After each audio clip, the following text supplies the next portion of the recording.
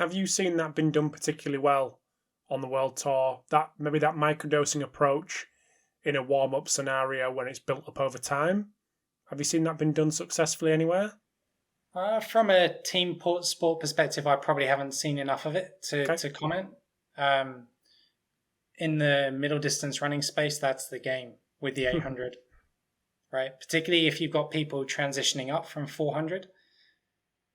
But this is where back to the point of, as practitioners, understanding the first principles all the way along from maximal sprinting speed, which is not limited by energy supply, it's limited by ground reaction forces and mechanics, all the way down to that energy system model is really important, because then you can step into these scenarios and go, okay, here's a group of athletes that are all across the map. They all have different needs. They have different limiting factors. And then you can start getting into, okay, well, what does this position demand? What's a ticket to the dance for this position, given the coach wants to play in this way? And that's what's required. And, we've got to do that 3 times a week. Because one of the things that's difficult with games coming so thick and fast is, it's hard. I understand it's hard to implement such a concentrated stimulus all the time. But I think if you start with a subgrouping, you can very quickly go, okay, here's what is going to be bang for buck as a stimulus for these type of guys throughout the season. And okay, if we have to drop something in those, let's say the endurance-based group, one of the things we can't really afford to drop is that aerobic stimulus, because that's their bread and butter. Now, on the speed-based guys, I'm not saying don't do any aerobic stimulus. They need that, but just the how is going to be different, right? It's going to be a more interval-based approach. But I think it helps you make those decisions really quick, like once you get comfortable with that kind of framework. For someone that's starting out, looking at it through this lens, when it comes to subgroups, where would you start? Just 2 groups? So it's the groupings are ready to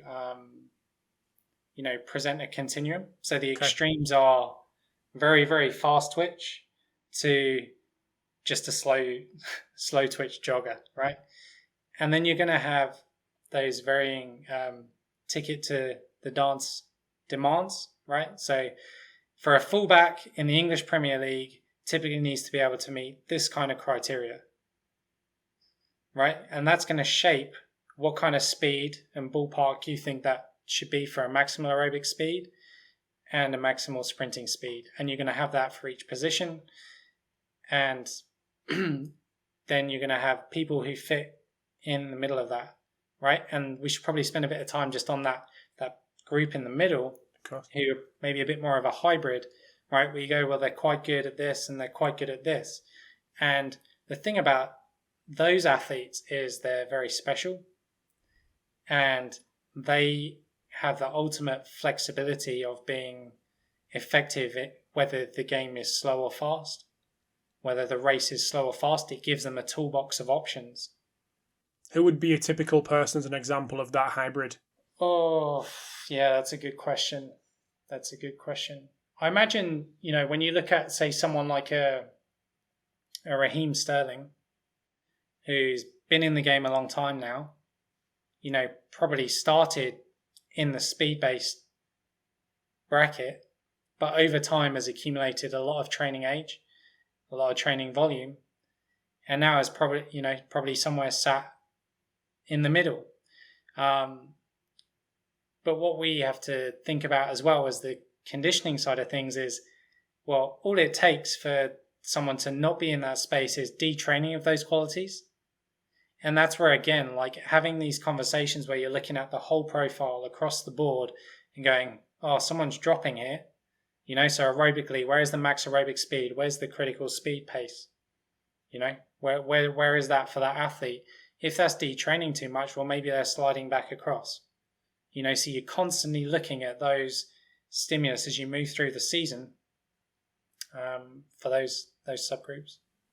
One thing I want to make sure I get in is misinterpretations, because that was a and like I said this to you before. You do an awesome job on Twitter of deciphering and distilling a lot of this information, the anaerobic speed reserve, as well as other things as well, into threads. And when I was going deep into your threads from one to another and into multiples at the same time, one thing that I thought of was, based on all this information that's been presented, although incredibly well distilled, there must be a lot of misinterpretations that you see out there, either through the questions that you get and you're like, yeah, you've gone to the wrong track there, or the world tour that you went on. What is there any key misinterpretations or misunderstandings that you commonly come across when it comes to looking at this through the lens that we just spoke about? Yeah, it's a great question and a big question. So let's work through it. So I think one of the big things, again, if we start from first principles, maximal sprinting speed, which is the top of the anaerobic speed reserve, is limited by ground reaction force and mechanics. It's not limited by energy supply. So some perspectives that I've heard from people are that anaerobic speed reserve represents anaerobic capacity, and it does not. The unfortunate thing for the world of sport science and physiology is anaerobic capacity is very, very hard to measure. High noise in almost all of the measurements that try to do it. And so it doesn't mean we shouldn't consider it as a stimulus and have it as part of our program, but I think trying to capture it at the moment is maybe a bit beyond what we have. And if we come back to the principles of wanting a test that's high signal, we can be very confident what the maximal sprinting speed is. We can be very confident, right? And that we've measured it accurately. And when we retest in 8 weeks' time, we can see if the work we've done has moved the needle on that or not. But some of the other tests that aim to measure anaerobic capacity or claim to measure anaerobic capacity, they're measuring something in that space that is important energetically. I just don't know what it is. And so when I come back to how do I make a decision off that, I'm not sure. And importantly to remember as well, with anything that's trying to capture anaerobic capacity is, hey, has it improved because we've improved anaerobically, or has it moved because we've detrained aerobically?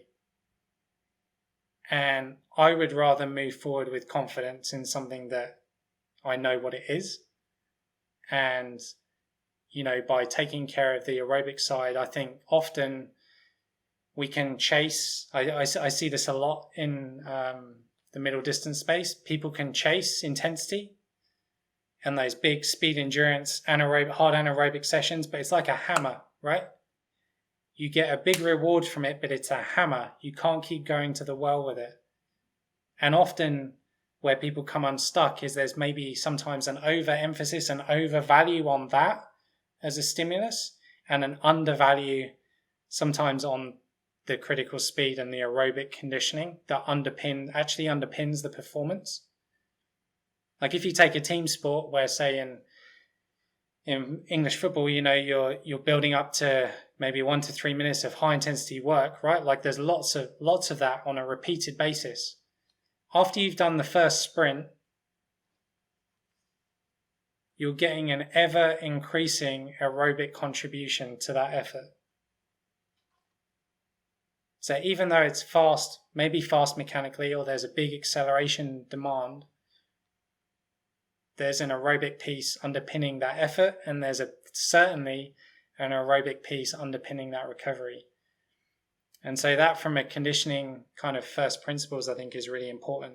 Anaerobic capacity is something that we chase, and if we think, we're not as fit as we should be, we haven't done enough of those hard workouts, well, sometimes that is the case, but often it's the aerobic side of things that aren't quite right. And by the way, that's different to training the maximal sprinting speed, which is in the program for me year round, and that's talking about, all out 30s, 50s, that kind of thing, where you might be monitoring acceleration as well.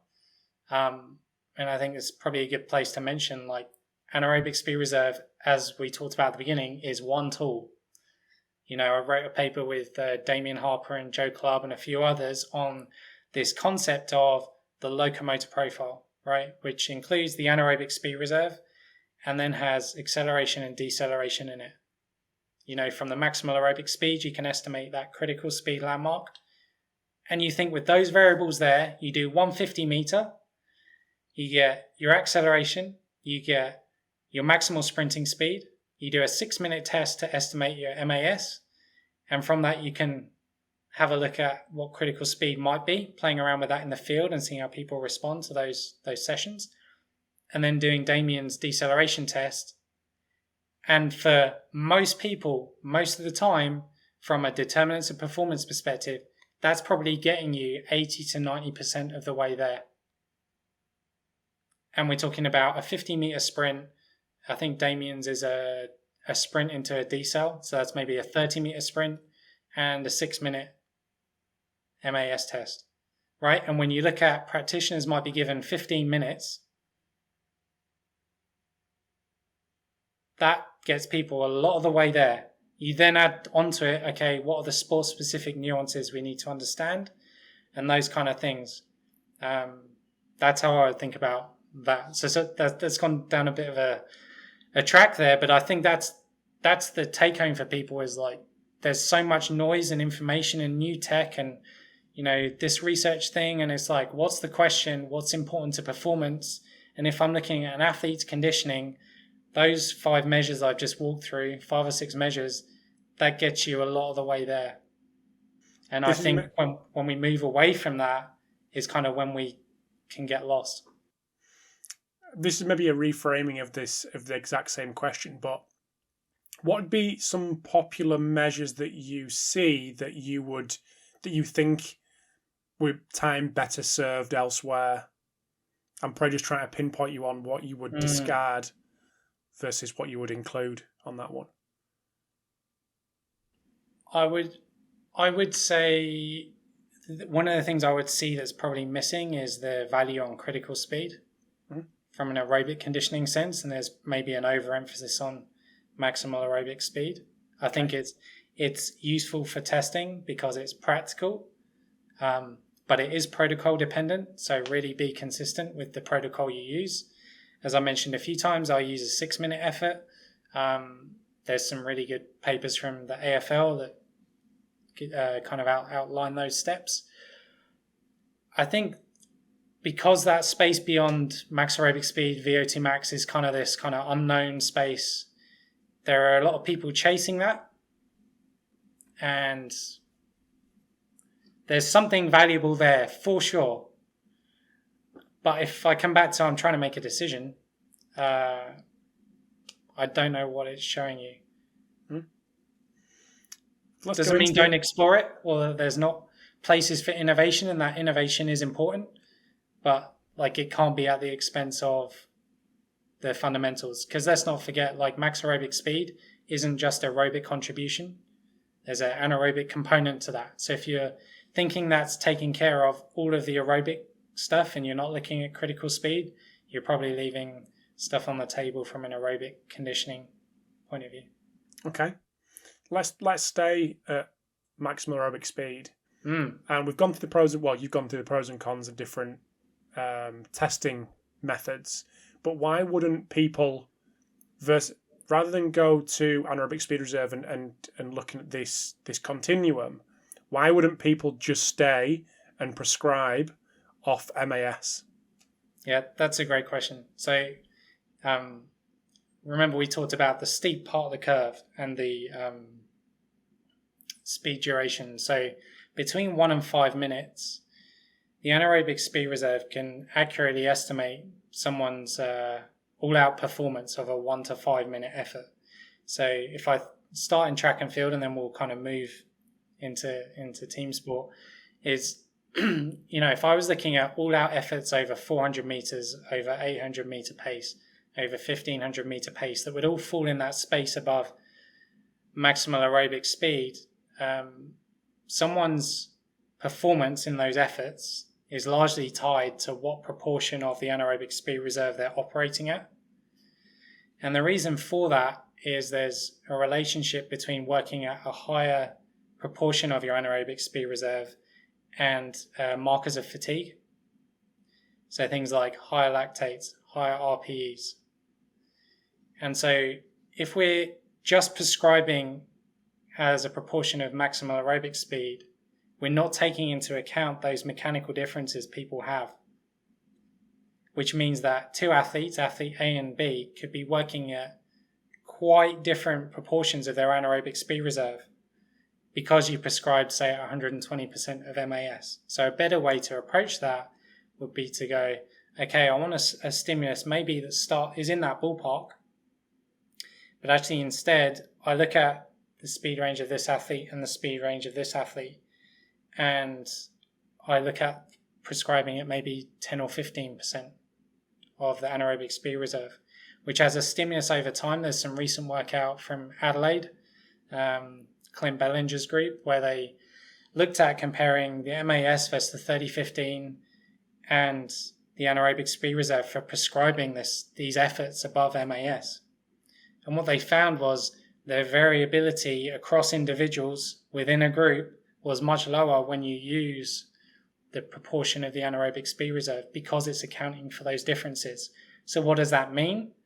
As a coach or practitioner, if you're prescribing things and you're assuming that the athlete has got the stimulus you intended, you're going to, over time, be closer to achieving that using the anaerobic speed reserve rather than some of these other tests where maybe it was hitting the mark with this athlete, but this one over here, it was a way different stimulus. And then over time, that compounds and you all of a sudden you're 3 months down the road and go, well, we thought we were moving the needle with this guy, but actually that stimulus hasn't really hit the mark. And so I think what this framework of subgrouping and, this prescribing as a percentage of anaerobic speed reserve is a slightly different application, but using the same tool allows you to get more hits as a practitioner, right? Allows you to be confident that you're moving the needle in these different areas with more of your group. And people often ask about, how do we normalize these for differences between individuals? And this is a perfect way to do it, above MAS. What I would say, when you look at that prescription above MAS, you're starting to get into this hard anaerobic territory, right? And when you put a subgroup lens in front of that and you say, okay, so the endurance type athlete, your Jordan Hendersons of this world, are primarily slow twitch. They don't have a lot of glycolytic fibers to handle a high volume of hard anaerobic work. Their muscle machinery just isn't made for that type of stuff. So in my opinion, that type of athlete, if we come back to track and field, I'll give this example. A classic session coaches would do in the summer is, 3 by 400 meters all out, right? Really hard anaerobic speed endurance effort. Now, when I look at that through a subgroup lens, that type of session for me isn't going to work for a Jordan Henderson type character. They don't have the mechanical capabilities to the same extent as the speed guys, so it's not going to be that fast. At a muscle level, they don't really have those same anaerobic enzyme potential to really process and really get a high lactate, which is what you're trying to do. So what I'd often do with those type of athletes is maybe flip that type of session and go, let's do 5. So you're increasing the volume. You maybe do 5 or 6 times 400, and it would be a slower speed, but you're building a higher volume, maybe a more high percentage of aerobic than rather going after that hard anaerobic interval. And if you wanted an anaerobic sprinkling, you could pick up the pace of the last 50. But that's a very different intent from a hard 3 by 400 all out off, say, 8 to 10 minutes rest. The guys in the middle, that's probably a perfect session, plus or minus, for them. The speed-based athlete, they are so neuromuscular and produce so much force that if they do 2 really high quality reps, I might call it. Because they produce much higher quality of those kind of sessions, really high, and they can easily overcook themselves. So you can see how like the same session design of like a 3x400 all out off 8 minutes can look very different when you put the subgroups through it. But if you start with a training model of here's the type of session that has to happen now, and everyone goes through that, you're going to get some who do well, some who don't, some who can get through it, but they suffer for the next 3 or 4 days. And then we sit there going, oh, I'm not sure what's wrong with so-and-so. Right? I think a lot of these things can be mitigated at the front end. Not everything. You're always going to have exceptions and those things. But I think this approach really allows you to get more hits. I'm going to come back to a question because I'm going to let you have a little time to, in the back of your mind, have a little think about it. Is there any questions that people come to you consistently that you'd almost like to use this as a chance to kind of put the record straight to a certain extent? But before I ask you that, just let that mellow and sink into your mind while we're going through this next one, and come back to the tempo. So one tempo training.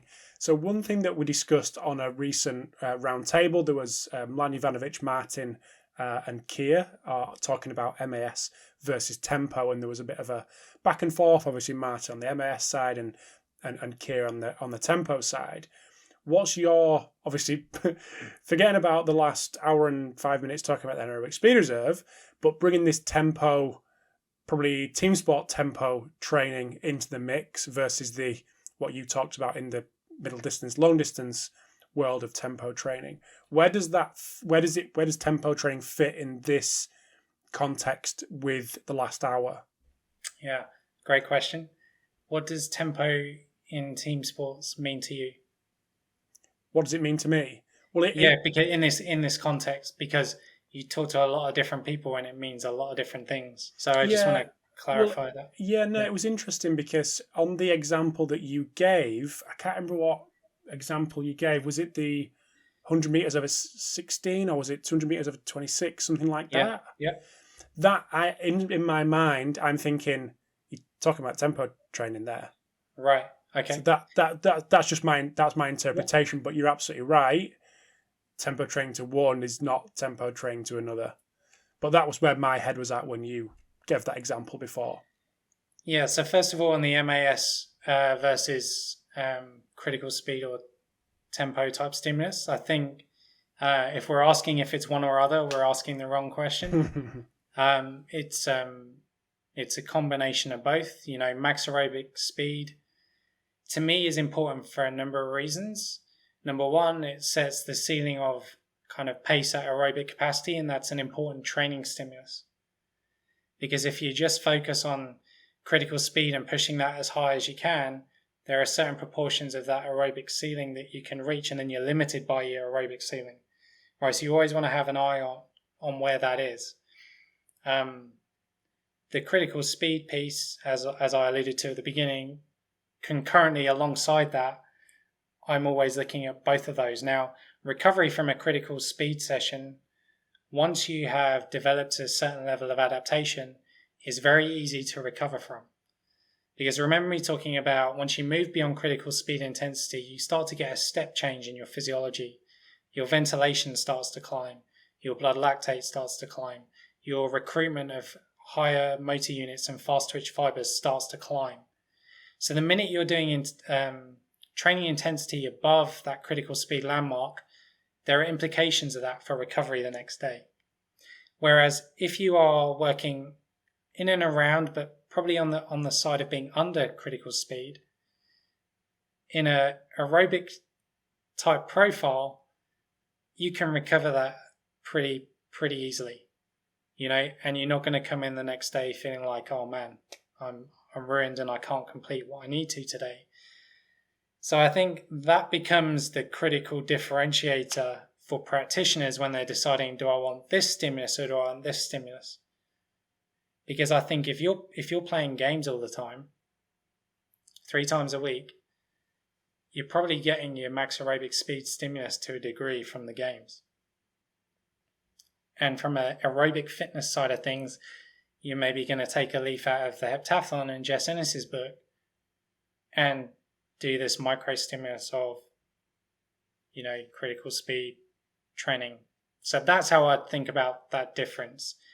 In terms of tempo training being the intervals that we described of maybe a 16-second 100 or whatever, and doing repetitions of that,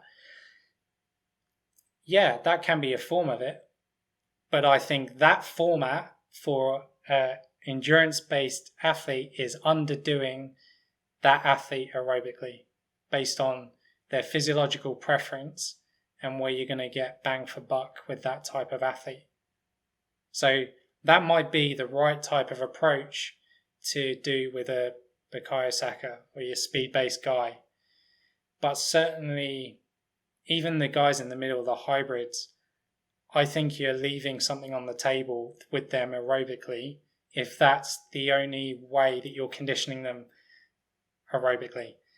and it doesn't mean there can't be a blend, right? Where you maybe have some continuous, some interval. You can play around with that. But if you think of it like a slider, right? So if you line up all your different stimulus, right? And you go, here's my sprinting speed, and here's my speed endurance, and here's my maximal aerobic speed, and here's my critical speed or tempo training, however you call it. Then on top of that, you have your subgroups. You've got a slider with each of those stimulus across each of the subgroups, and the light and shade is going to be slightly different based on who you're looking at. Nice. And your context is going to drive the application of that. Nice little visual as well that you've actually done, put pen to paper on. Where have I seen that before, the slider? Oh, maybe on Twitter. Yeah. Okay. Nice. Yeah.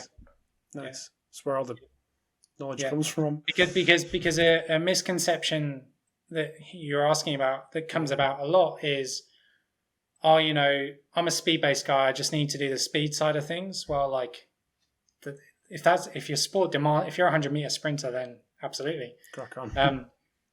But it's not an either or, and I think you've got to be able to do this dance along the continuum, because athletes, at the highest level, need both of those ends. And even if you're an endurance-based athlete, improving the maximal sprinting speed, which is different to hard anaerobic stuff, this could be biomechanical things, this could be, strength deficits, this could be force application deficits, can raise the anaerobic speed reserve for that athlete, which can improve their tolerance of high intensity efforts within a game. Now, that doesn't mean that they're ever going to be that speed-based athlete, but they're not trying to be. They're just trying to remove the limiting factor maybe that they have on their profile by tapping into all the determinants that underpin maximal sprinting speed. So that's how I would think about that. Perfect. Just coming back, has it had time to mellow any of the questions that you get that you could potentially? Some of them is what we've just discussed for the last hour and 15 minutes that I've pulled out from the questions that I've seen on Twitter and the questions that we've kind of discussed between us. But is there anything that we haven't covered that could potentially help people out there when it comes to understanding this and getting to grips with it? Yeah, well, I think there's two things I'd say. There's that tension of sport specific and versus training the physiological capacities or biomechanical capacities that underpin that sport performance. And again, with a lot of these things in our community, they can be presented as these two polarized arguments, right? Like maximal aerobic speed or critical speed, 100%, right? Or sport specific or physiological determinants. And the reality is, like, if it's not an either or, and you want to know where the bias of your program sits on that continuum, I think. But again, with the slider, you want to be able to move up and down with that. So I think the thing that's going to help people do that the most is invest in leading with first principles. So Richard Feynman, famous physicist, has a process called the Feynman technique of working through. So we've talked through some concepts here of critical speed and maximal aerobic speed and maximal sprinting speed. And, the Feynman technique is to work through that technique from the ground and go, okay, well, So maximal sprinting speed, what does that mean, right? And what underpins maximal sprinting speed? And working through that chain and finding where your gaps are in that chain actually then means that when you go into this situation where you profile your squad and go, oh man, like we've got everyone all across the board here of this profiling continuum, what do we do with it? It means that you have all the tools in the box to then be able to tackle each of those individuals where they are. And that, I think, as practitioners, is how you can empower yourself to be a real asset in discussions around this complexity. You know, a few times a week, I'm on the training field with coaches, and we're having discussions in the middle of the field all the time in this topic of complexity, right? So if I just run through some of the kind of decisions we're thinking about, right? So you're going, okay, when's the next game or next fixture, right? For this, when's the next race for this athlete? Okay, so what does that mean that we're doing today? How many of these are we going to do? What are the implications of doing that tomorrow? Within the middle of the session, you're looking after 2 reps and going, oh, they don't quite look at the races today. Do we do another one of these? How much rest do we do? Do we adjust that? Right? And then you move to elevation and altitude, and it's like that on steroids, right? And so as a practitioner, you can't have all the answers from a model to answer the specifics of the situation you're presented with. But what you can do is enter with a subgroup lens, enter with first principles of physiology and biomechanics. When we're really talking about 3 things there, really, of, you know, maximal sprint speed, maximal aerobic speed, critical speed, and then, you know, maybe layer in deceleration and acceleration. You can have really powerful discussions as a scientist in that mix of where decisions are being made from that skill set that doesn't need technology, doesn't need a research project. It just needs you understanding the context of the sport and having those first principles and leaning into that. And then you can gain from that some really impactful questions that you can take to your team. And that's how you can really, you know, blend this stuff into improving the performance of people. Because if you're not in those conversations, if you're not in those decisions, you know, this stuff doesn't impact what's going on. And so that's a whole piece of meeting people where they are, where the coaches are, at the line that they're making their decisions, and then meeting the athletes where they are. I've not met a speed-based athlete who loves going for a long run. And I know there will be people listening to this going, yeah, I have an athlete who's like that in my squad, and that's not working for us or him. But one of the major things, like that Phil talked about with England cricket, was, you know, the empowering nature that gives the athletes when you go out and you say, okay, you're going to do this because this suits your profile, right?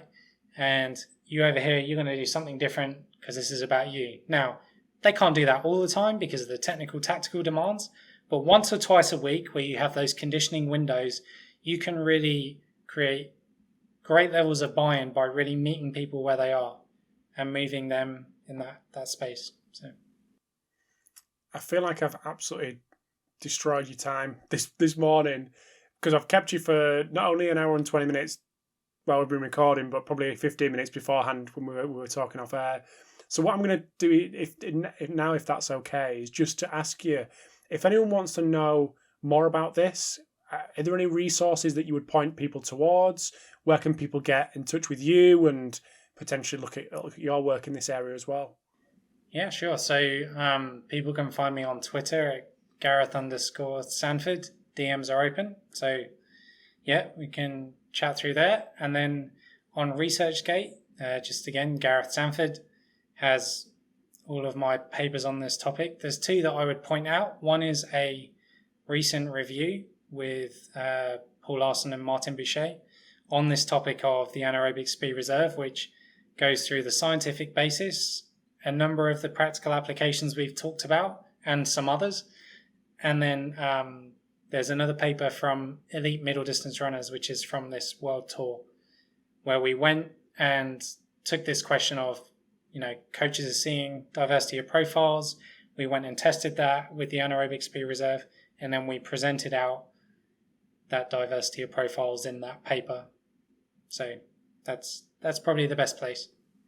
And there's a cool podcast with I think it's yourself, Jason and Phil. Is that right? That's right. Yep. Yeah. So we've talked about that case study a couple of times. That's Phil Scott at England Cricket. Yeah, people can get hold of that. Out.